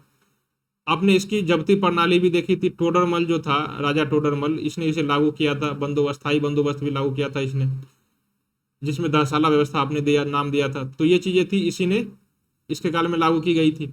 इस प्रणाली के तहत क्या हो जाता है कि भूमि के राजस्व का अनुमान आधारित आकलन किया जाता है खड़ी फसलों के आधार पर ही, और उसका जो है आकलन करके बता दिया जाता है कि आपको इतना टैक्स पे करना पड़ेगा, और वो टैक्स जो है नगद के रूप में पे किया जाता था। ठीक, तो संपूर्ण काम आप देख रहे हैं मुगल काल में जो है सिक्के आधारित हो रहे हैं, मुद्रा अर्थव्यवस्था बनाई जा रही है, और मुद्रा जो है सरकार भी मुद्रा के रूप में टैक्स लेंगे, मुद्रा के रूप में खर्च करेंगे, वेतन भी देंगे। तो इस तरह से अर्थव्यवस्था जो है बहुत बड़े अर्थशास्त्री के द्वारा निर्देशित की जा रही थी। तो ऑब्वियस है कि इसकी अर्थव्यवस्था एक अच्छी दशा में होगी, और इसी कारण आपने देखा है कि मुगल काल में जो बड़े बड़े स्थापत्य संरचनाओं का निर्माण हुआ था वो इन्हीं कारण हो पाया था। आप देख सकते हैं कि इतनी बड़ी जो है इससे पहले कभी स्थापत्य की कला के क्षेत्र में इतनी बड़ी तरक्की नहीं हुई थी। इसके बाद जो है जितने भी उस काल के जो मलिक थे, रईस थे, बड़े बड़े उच्चाधिकारी थे, उसकी जो इतने सारे मांग किए थे उसने शानो शौकत की चीजें जो मांग की थी, उसके फलस्वरूप देश में हस्तशिल्प का विकास, बहुत सारे हस्तशिल्प उत्पादन हुए थे।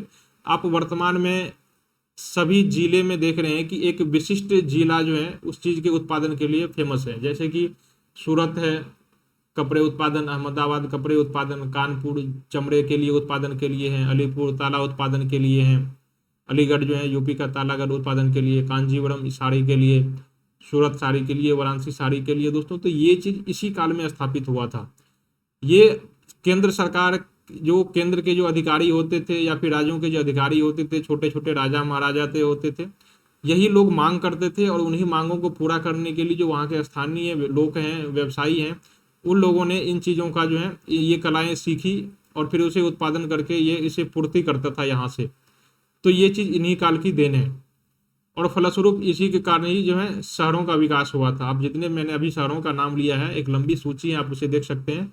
इसका निर्माण इसका जो है मुगल काल में ही जो है ये सारे शहर बने थे, जो बाद में आपने देखा था कि जब अंग्रेज आए थे तो उसी के काल में जो है ये खंडहर बन चुका होता है, क्योंकि अंग्रेज के काल में सारे जो जितने भी सारे छोटे छोटे रियासत थे उसी को समाप्त कर दिया जाता है और अपने साम्राज्य में, अंग्रेज साम्राज्य में मिला लिया जाता है। तो जब राजा रहेंगे ही नहीं तो फिर मांग कैसे करेंगे उसकी शान शौकत की चीज़ों को?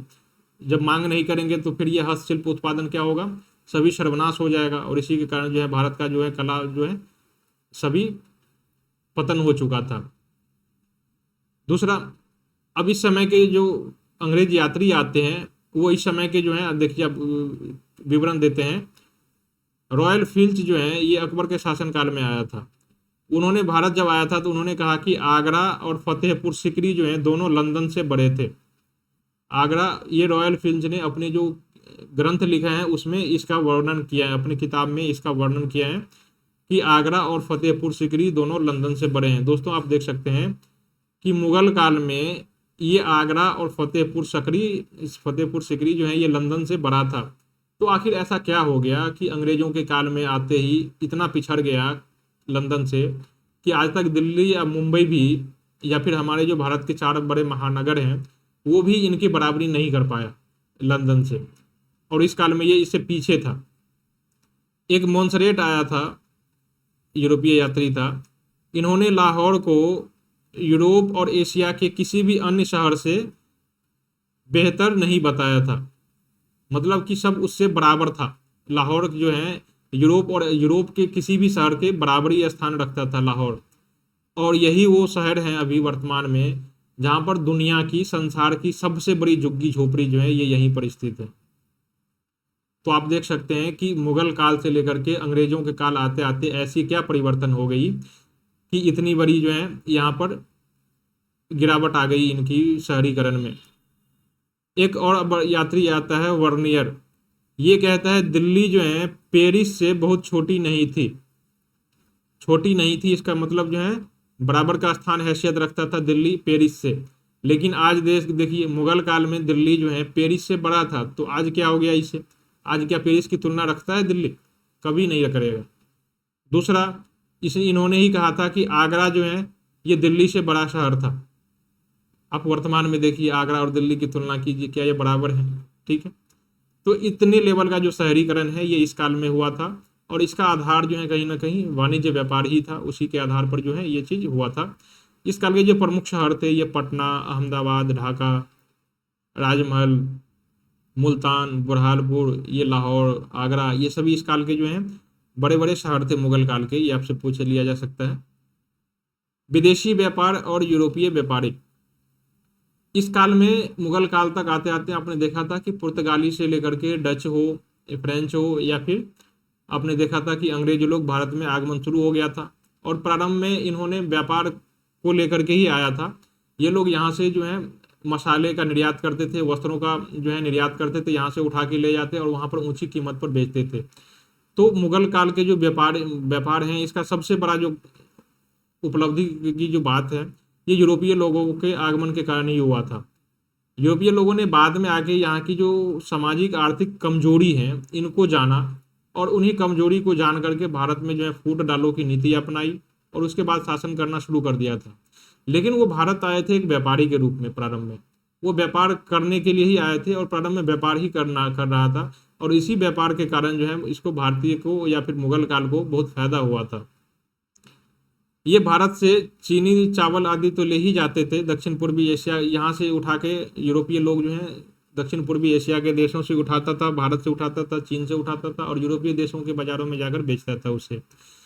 इन्होंने खाद्य सामग्री तो ले ही जाया था, साथ ही जो भारतीय वस्त्र थे ये भी उठा के ले जाता था, और बदले में वहाँ से जो है सोने का जो है उसको देने के लिए कुछ भी नहीं था। ये यहाँ से तो मसाले या फिर खाद्य पदार्थ ले जाता था, वस्त्र ले जाता था, लेकिन भारत के लोग उससे कुछ भी नहीं लेते थे। ठीक, तो कुछ भी नहीं लेते थे तो बदले में उसे सोने देने पड़ते थे। सोने चांदी का जो है भारत में जो है आयात बढ़ा था बहुत ज्यादा। इस पर एक अंग्रेजी एजेंट ने टिप्पणी किया था कि अदन से अचीन तक, ये शहर के नाम है, सिर से पैर तक हर कोई भारतीय वस्त्रों से सना हुआ था। तो देख सकते हैं कि इस समय का जो विदेश व्यापार था भारत का कितना फैला हुआ था। पूरी दुनिया में भारत की जो चीजें थी वो सभी भारत से ही जा रही थी। भारत और जो दक्षिण पूर्वी एशिया के जो देश हैं, इंडोनेशिया जो इलाका है, म्यांमार, बर्मा, थाईलैंड, यहाँ से तो यहीं से ये चीजें जाता था। तो इससे परेशान होकर एक अंग्रेज एजेंट ने यह टिप्पणी की थी कि लोग सिर से पैर तक के जो है भारतीय वस्त्रों से ही सना पटा रहता है। भारत वहां से, अंग्रेज यहाँ से तो ये चीज ले जाते थे, खाद्य पदार्थ और ये जो वस्त्र हैं, लेकिन उसको देने के लिए कुछ नहीं था, सोने चांदी था। फिर वही सोने चांदी के बदले जो है भारत आयात क्या करता था, इसको आयात करने के लिए कुछ ही चीजें थी। जैसे कि यहाँ पर टीन और तांबे की कमी थी, तो टीन और तांबे की आयात करता था, जिसका उपयोग वो कांस्य बनाने के लिए करता था। दवा के लिए कुछ चीजें, और युद्ध के लिए घोड़े और विलासिता की वस्तु जैसे कि हाथी दांत, तो ये चीजें थी, बहुत ही सीमित मात्रा में आयात किया जाता था। तो भारत का जो आयात है उस समय व्यापार जो है हमेशा पॉजिटिव रहता था, मतलब भारत निर्यात ज्यादा करता था और आयात बहुत ही कम करता था। तो भारत की जो आयात जो व्यापार है वो बहुत ही पॉजिटिव रहता था। इन्हीं के बदौलत तो मुगल काल में इतने सारे स्थापत्य की जो है विकास हुआ था। भारत के विदेशी व्यापार के विस्तार के परिणाम स्वरूप जो है 17वीं शताब्दी के दौरान जो भारत में चांदी और सोने का आयात बढ़ा। अभी हमने आपको कहा था कि भारत से जो ये खाद्य पदार्थ और वस्त्र वगैरह जो ले जाते थे, मसाले जो ले जाते थे, वो तो यूरोपियनों को भारत में देने के लिए कुछ भी नहीं था उनके पास, तो वो सोने और चांदी देते थे हमें धन के बदले, और यही हमें यहाँ से ये वस्तु ले जाती थी। हमने कहा था कि इस काल में जो वस्तु कला का विकास हुआ था, हमने सभी शासकों की जो उपलब्धि थी हमने शासक को पढ़ते हुए बता दिया था। अकबर ने जो भी उपलब्धि हासिल की थी, अकबर से पहले बाबर और हुमायूं जो उपलब्धि हासिल की थी, वो हमने उसी समय बता दिया था कि अकबर ने या हुमायूं ने जो भी बाग बनाए थे, जो भी स्थापत्य बनाया था, वो हमने उसके शासनकाल में ही हमने बता दिया था। यहाँ पर अब हम कुछ विशिष्ट चीज़ों को बता रहे हैं जो हमने पहले उसका वर्णन नहीं किया है और जानना आपके लिए जरूरी है। हम एक संपूर्ण मुगल काल की बता रहे हैं। मुगल शासकों ने भव्य द्वार बनाने जो है इस काल में शुरू किए थे। आप इलाहाबाद के किले को देख सकते हैं, लाल किले को देख सकते हैं, जितने भी जामा मस्जिद के द्वार को देख सकते हैं। तो भव्य द्वार जैसी संरचनाएं जो हैं इसी काल में बनाए जाने लगी थी, मुगल काल में ही। किले का निर्माण, मकबरे बनाना, मस्जिद बनाना, बड़े बड़े महल बनाना, सार्वजनिक भवन, मकबरे, ये सभी चीजें जो हैं इस शासक की मुगल काल की जो वास्तुकला है इसकी विशेषता है। स्पष्ट गुंबद, ताजमहल को देखिए। इससे पहले आपने देखा था कि दिल्ली सल्तनत के जो अलाउद्दीन खिलजी था, पहली बार भारत में गुंबद का प्रयोग किया था, प्रयोग के तौर पर उसने अलाई दरवाजा में। लेकिन अब वहां पर जो आके आप इसका जो चरमोत्कर्ष है वो आप उसे ताजमहल में देख सकते हैं। गुंबद, कोनों पर पतले बुर्ज, ये आप देख चुके हैं कि जब ताजमहल के चारों कोनों पर एक ऐसी संरचना जो है इसे ही कहा जाता है, बीच में ताजमहल है, तो ये इसकी संरचना है। खंभों पर टिके महल हॉल, ये खंभे पर टिके हॉल, आप जो है आप दिल्ली में जाएंगे तो यहाँ पर एक संरचना देखेंगे, वहाँ पर इसे दीवाने आम और दीवाने खास कहा जाता है, जो हजारों के हजारों खंभे हैं और उसके ऊपर छत दिया है, उसके दीवारों वाल नहीं है, तो ये खंभों पर टिके महल कहा जाता है। चौड़े प्रवेश द्वार, अभी हमने आपको कहा था कि इलाहाबाद के किले को देखिए, आगरा के किले को देखिए, या फिर दिल्ली के लाल किले को देखिए, जामा मस्जिद के जो प्रवेश द्वार हैं उनको देखिए, ये सभी मुगल काल की विशेषताएं हैं। चारबाग की मकबरों की जो शैली है, सुंदर सुलेख, ये सुंदर सुलेख क्या होता है, ये सुंदर दीवारों पर जो है सजाने के लिए अरबी भाषा की आयतों को लिखा जाता है। अरबी भाषा में कुरान की जो आयतें हैं, श्लोक हैं, उसको लिखा जाता है, इसे ही सुंदर सुलेख कहा जाता है। ये अरबी और स्तंभों पर ज्यामितीय पैटर्न, यहाँ पर आप फूल की जो संरचना है दीवारों पर देखे होंगे, इस तरह से अनवरत चलती हुई ऐसी संरचनाएं आपने देखा होगा बहुत सारे। तो ये चीजें थी बहुत सारे, ये दीवारों पर सजाने के लिए बनाए जाते हैं इस प्रकार के संरचनाएं जो हैं। तो ये चीजें इसी काल की विशेषता है, दीवारों पर ज्यामितीय पैटर्न बनाने की, ये सजाने के लिए किया जाता है मुगल काल में। मुगल काल में ज्यादातर जो है लाल बलुआ पत्थर और सफेद संगमरमर से बनी संरचनाओं इमारतों का निर्माण किया गया था। बाबर ने पानीपत में जो है काबुली जो है बाग में मस्जिद बनाया था। दिल्ली के पास संभल में जामा मस्जिद का निर्माण कराया था। इससे पहले हम लोग देख चुके हैं इस सब के बारे में, तो यहाँ दोबारा स्थापित करना जरूरी नहीं है। अकबर ने जो भी निर्माण करना काम किया था वो फतेहपुर सिकरी में किया था। इन्होंने बुलंद दरवाजा का निर्माण किया था, ये भी हम लोग पहले ही पढ़ चुके हैं। मुगल वास्तुकला शाहजहां के शासनकाल में अपने सर्वोच्च चरमोत्कर्ष पर पहुंचती हैं, ये भी हम देख चुके हैं कि जितने भी उसने ताजमहल से लेकर के जितने भी संरचनाएं बनाई थी हम ये भी देख चुके हैं, तो इसको यहाँ पर दोबारा रिपीट करने की जरूरत नहीं है। लाल किले का निर्माण 1638 में उन्होंने ही करवाया था। लाल बलुआ पत्थर से खम्भों वाला जो है दीवान आम ये सार्वजनिक श्रोताओं का हॉल था। दीवान खास ये निजी श्रोताओं का हॉल था। इसी में एक मयूर सिंहासन रखा गया था, और जो बाद में यहाँ से लूट कर अहमद शाह अब्दाली जो है इसे लूट कर ले जाता है, अब्दाली। ठीक, तो ये इनकी वास्तुकला थी। इस काल में चित्रकला का जो भी विकास हुआ था, तो सभी के जो शासक थे जैसे कि हुमायूं थे, अकबर थे या फिर जहांगीर था, तो उसके जो दरबार के पर्सनल चित्रकार थे, हमने सभी शासकों की उपलब्धियों के इस काल में ही सबको बता दिया था कि इसके कौन से चित्रकार थे। फिर भी जो कुछ बच रह जाता है वो हम बता देते हैं आपको। हुमायूं के काल में जो हुमायूं के दरबार के जो प्रसिद्ध कलाकार थे, ये मीर सैयद अली और अब्दुल अहमद जो था, ये इसके दरबारी थे। इसने निजामी का खमसा नामक एक रचना की थी। ये चित्रकार से संबंधित है, बहुत सारे चित्रों को मिलाकर के इस ग्रंथ की रचना की गई थी, निजामी का खमसा। ये तो चित्रों का ग्रंथ है। तोती नामा का शाब्दिक अर्थ है तोते की कहानी, ये अकबर के द्वारा बनवाई गई थी, और ये भी एक चित्रकला की ही किताब है, तोती नामा। ये हमजा नामा, गुलिस्तान, दराब नामा, निजामी का खमसा आप देख चुके हैं, बहारिस्तान, ये सभी चित्रकला की पुस्तकें हैं। आप इसका नाम याद रखिएगा, मुगल काल की रचना है और चित्रकला से संबंधित है। कभी कभी पूछ दिए जाते हैं कि ये ग्रंथ किस विषय से संबंधित है, ये ग्रंथ किस विषय पर लिखी गई है, तो आपके लिए जानना जरूरी है। पातशाह नामा जो है शाहजहां के दौरान जो है रचित की गई थी, ये भी चित्रकला की ही पुस्तक है। औरंगजेब ने कला और चित्रकला को हतोत्साहित किया था इसने, तो इसके काल में बहुत सारी चीजें जो है नहीं बनी थी। दशवंत, बसावन, मिस्किन और लाल, ये सभी चित्रकार थे, मुगल दरबार में इन्होंने काम किया था। एक और चित्रकार था जो गोवर्धन नाम था, इन्होंने कहा जाता है कि 3 मुगल सम्राट अकबर, जहांगीर और शाहजहां के लिए काम किया था, उसके दरबार में काम किया था। तो ये थे उसके कला और विकास। अब हम उसकी जो है उस काल की भाषा, साहित्य और संगीत के विकास को देख लेते हैं।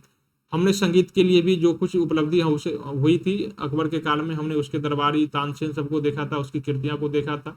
अमीर खुसरो की उपलब्धियां को देखा था, उसने बहुत सारे संगीत के वाद्य यंत्र का आविष्कार किया था, कव्वाली का आविष्कार किया था, राग का आविष्कार किया था। तो हम ये चीज़ पढ़ चुके हैं वहाँ पर। यहाँ पर हम केवल वही चीज़ पढ़ेंगे जो हमने नहीं बताया है आपको और आपके लिए इम्पोर्टेंट है। भाषा, जो इसकी भाषा थी ये फारसी भाषा थी, मुगल दरबार की जो राजकीय भाषा है ये। इस काल में क्षेत्रीय भाषाओं का भी विकास हुआ था। जितने भक्ति आंदोलन हुए थे, भक्ति आंदोलन के जो थे, आपने देखा था कि असम में जो उसके जो वहाँ के जो भक्ति आंदोलन के संत थे शंकरदेव, उसने वहाँ की स्थानीय भाषा का उपयोग करके वहाँ की भाषा को फैलाया था समाज के जन जन के बीच में। फिर आपने देखा था कि तुलसीदास ने ब्रज भाषा में जो है वहाँ की कृति लिखी थी और उसे फैलाया था। मीरा ने फिर राजस्थानी भाषा में वहाँ की भाषा को फैलाया था। महाराष्ट्र के बहुत सारे संत थे जिन्होंने मराठी भाषा में वहाँ की जो भाषा थी उसको फैलाया था। तो ये देखते हैं कि एक काल में मुगल जो है केंद्रीय सत्ता के रूप में फारसी भाषा का प्रयोग होता है और उसे भारत में फैलाया जाता है। साथ ही यहाँ पर इस काल में क्षेत्रीय भाषा जितनी भी हैं ये फैलाया गया था। आपने देखा था कि चंद्रवरदाई की जो पृथ्वीराज रासो लिखी गई थी, ये हिंदी का प्रयोग करके किया गया था। तो सभी भाषाएं जो हैं इस काल में क्षेत्रीय भाषाओं का उदय होना शुरू हो जाता है। इस काल में फारसी गद्य और कविता का जो है अपने चरमोत्कर्ष पर पहुंच जाता है। जितने सारे कव्वाली या फिर शेरो शायरी हैं आप इसके देखते हैं कि ये उर्दू के ही लफ्ज हैं, इसी से उर्दू का आविष्कार हुआ था। तो ये चीज़ें थी। हिंदी में मलिक मोहम्मद जायसी के देखे हैं पद्मावत की रचना, ये भी इसी काल में लिखी गई थी और ये हिंदी की किताब है, तो हिंदी को विकास मिला था। तुलसीदास की रचना को देख ही चुके हैं, ये हिंदवी का प्रयोग करते थे। अकबर कहा जाता है कि खुद भी एक संगीतकार थे। इन्होंने जो लाल कलावंत नामक विद्वान थे, इससे हिंदू गायन की शिक्षा ली थी। ये आपकी एक यूपी पीसीएस में पूछा गया सवाल है, ये यूपी पीसीएस में पूछा जा चुका है। तो ये खुद भी संगीतकार थे, तो ये चीजें थी। अगला जो है इस काल के दौरान धर्म, तो धर्म की क्या स्थिति थी ये तो आप देखते हैं कि मुस्लिम आक्रमण के बाद भारत में कितने सारे जो है धर्म पर प्रहार किया गया था, मंदिरों को तोड़ा गया था, मूर्तियों को तोड़ा गया था। उस समय धर्म परिवर्तन बहुत ही जोर शोर से किया गया था। और शाहजहां के काल में देखता है कि आप धर्म परिवर्तन के लिए उन्होंने एक अलग डिपार्टमेंट की स्थापना कर ली थी, अलग विभाग की स्थापना कर ली थी। हिंदुओं को मुसलमान में परिवर्तित करने के लिए उसे अलग तरह के बहुत बहुत प्रकार के जो है लालच दी गई थी, टैक्सों से छूट दी गई थी, बहुत सारे लालच दी जाने लगी थी। तो धर्मांतरण बहुत जोरों पर था। तो इस समय की यही पर धार्मिक स्थिति थी इनकी। धर्म और धार्मिकों पर प्रारंभ में प्रतीक किया गया था। कुछ शासक थे जैसे कि आप अकबर के काल में देख सकते हैं, जहांगीर के काल में देख सकते हैं। इसके काल में कुछ हद तक जो है, संपूर्ण रूप से नहीं, कुछ हद तक इन्होंने जो है धर्मनिरपेक्ष नीति का पालन किया था। धर्मनिरपेक्ष रूप से शासक किया था। लेकिन इससे पहले के जो भी शासक थे और उसके बाद के जो भी शासक थे, ये सभी जो है एक कट्टर थे। कट्टर का जो है आप उसके शासनकाल को देखते हैं, औरंगजेब के शासनकाल को देखिए, शाहजहां के शासनकाल को देखिए, उसके बाद जितने भी शासक हुए थे सभी ने कट्टरपन का उपयोग किया था। तो इस समय जो धार्मिक स्थिति थी बहुत अच्छी नहीं थी। मुगल काल के दौरान भारत के विभिन्न भागों में उठे सामाजिक, राजनीतिक, सांस्कृतिक और धार्मिक आंदोलन ने लोगों को सामंजस्य सूत्र में बांधने का प्रयास किया था। एक तरफ शासक थे जिनकी वजह से समाज में डर फैल रहा था, दूसरी तरफ सूफी संत थे जो अलग अलग क्षेत्रों में जो है समाज में जो डर फैल रहा था उसे बैठाने का, उसे ठीक करने का, संतुलित करने का प्रयास किया था।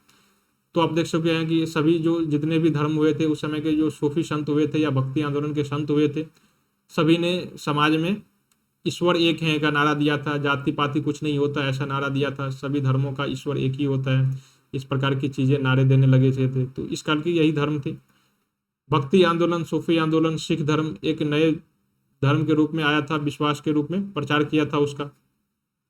औरंगजेब के शासनकाल के दौरान फिर भी इन लोगों ने, भले ही भक्ति आंदोलन ने इसे सामंजस्य स्थापित करने का प्रयास किया, लेकिन औरंगजेब के शासनकाल में देख ही चुके हैं कि दोनों धर्मों के बीच जो है संघर्ष जो है स्पष्ट हो गया था। इसको लेकर के बहुत सारे विद्रोह हुए थे।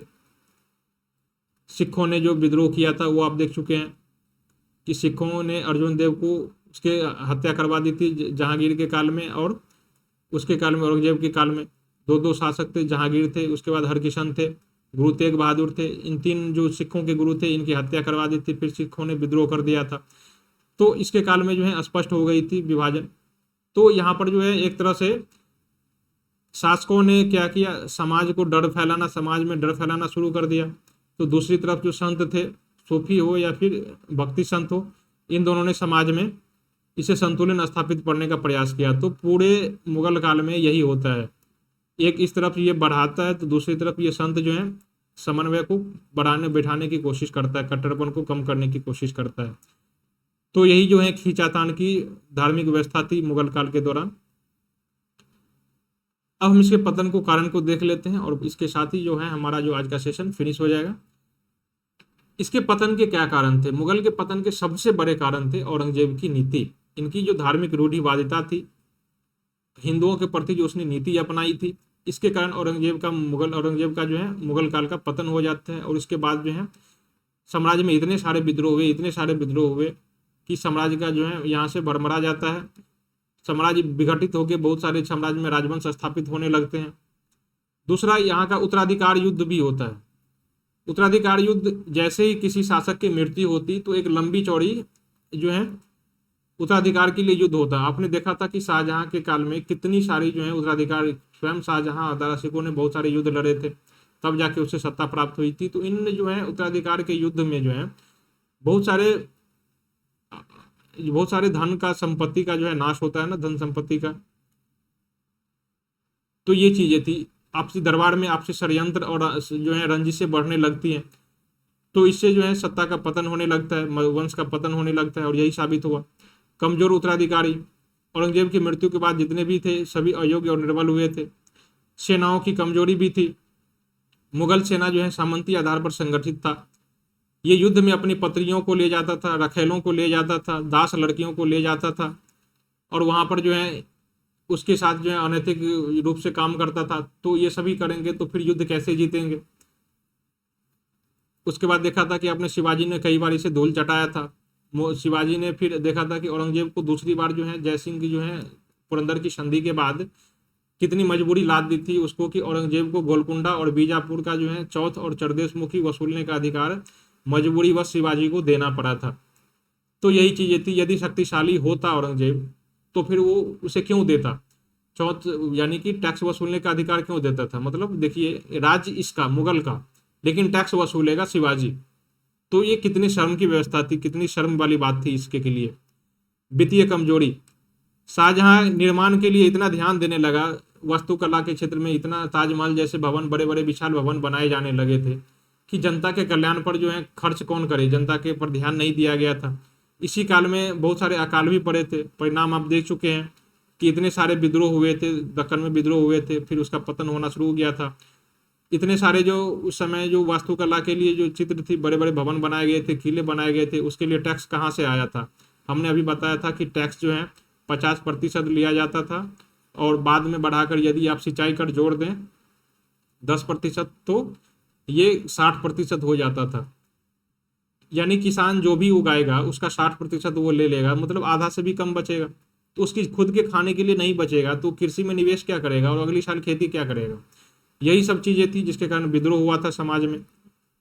क्षेत्रीय शक्तियों से चुनौती, मुगल काल को क्षेत्रीय जितने भी उस काल में बहुत सारे शक्ति उदय हो गया था। आपने देखा था कि मराठा शक्ति उदय हो गई थी, राजपूत सिख की शासन हो गया था, दक्षिण में बहुत सारी जो बीजापुर, गोलकुंडा, विजयनगर साम्राज्य से जो विघटित हुए थे वो भी राज थे, और जो बहमनी साम्राज्य से विघटित हुए थे वो भी राज थे। बंगाल में भी शासन में बहुत सारे विद्रोह कर दिया था। ये सभी क्षेत्रीय शक्तियों से जो है इसे चुनौतियों का सामना करना पड़ा था। इस काल में बाह्य आक्रमण भी हुए थे, पश्चिमी सीमा प्रांत से अब्दावली का आक्रमण हुआ था, उसके जो बाद के जो पूर्वज हैं उसके काल में भी हुआ था। यूरोपियनों का जो आक्रमण हुआ था, आप देख सकते हैं कि अंग्रेजों से इसे युद्ध लेना पड़ा था, उससे पहले पुर्तगालियों से युद्ध लड़ना पड़ा था। तो यही सी भी चीजें थी जिसके कारण जो है मुगल साम्राज्य का पतन हो जाता है, और अंतिम रूप से 1857 ईस्वी के बाद जो है इसे ब्रिटिश साम्राज्य में मिला लिया जाता है। ठीक है, और उसे पेंशन पर जो है उस समय के जो शासक थे उसे पेंशन पर भेज दिया जाता है, कुछ पेंशन दे करके उसे अपना जो साम्राज्य है छोड़ने को कह दिया जाता है। दोस्तों तो आज हमने जो है मध्यकालीन भारत को फिनिश कर लिया। हमारा जो मध्यकालीन भारत था ये यहाँ पर समाप्त हो जाता है। हम अगले सेशन में आपके लिए मॉडर्न हिस्ट्री लेकर आएंगे। ठीक, मॉडर्न हिस्ट्री की क्लास लेकर उपस्थित होंगे। अब तक के सेशन से संबंधित जो भी आपको पीडीएफ चाहिए आप हमारे ऐप से डाउनलोड कर सकते हैं। साथ ही जो हमारा एमसीक्यू का सेशन है वो राकेश सर आपको लेकर समक्ष उपस्थित होंगे कल या परसों से। वो बहुत ही जो है जल्दी वहाँ पर एमसीक्यू, ढेर सारे एमसीक्यू का प्रैक्टिस कराया जाएगा, आप उस पर उस क्लास में ज्वाइन कर सकते हैं। तो अब जो है ज़्यादातर संभावना है कि एक दिन में प्रतिदिन 2-2 क्लास रहेंगी। ये हमारा जो 100 डेज का जो रिवीजन प्रोग्राम है ये चलता रहेगा 100 डेज वाला, और इसी के साथ साथ पैरेलल में जो है ये एमसीक्यू वाला जो है पोर्शन ये भी चलेगा। तो दोस्तों आप दोनों क्लास में भाग लें, ये आपके लिए सारे क्लास जो हैं ये यूपीपीसीएस ओरिएंटेड है, यूपीपीसीएस को प्री को ध्यान में रखकर किया जा रहा है। ये आपके लिए बहुत ही बेनिफिशियल हो सकता है, तो आप इसका दोनों ही क्लास में भाग लें। दोस्तों मिलते हैं हम लोग अगले सेशन में, जो हमारा जो सेशन होगा वो आधुनिक भारत को लेकर के होगा। तब तक के लिए धन्यवाद। जय हिंद दोस्तों।